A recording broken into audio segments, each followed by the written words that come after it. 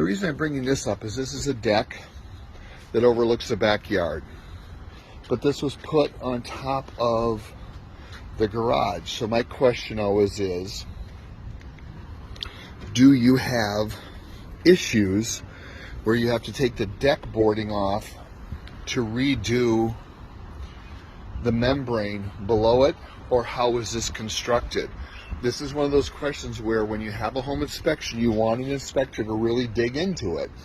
Plus, too, with stucco homes, even though they're older, when you see these little spots down here, that means these holes were drilled and they were filled. More than likely, it's just insulation, but you want to know exactly why those holes were put there, and that it wasn't some kind of a moisture issue. More than likely, with an older home like this, the stucco is actually a really good house. That's not the problem. My guess is it's insulation.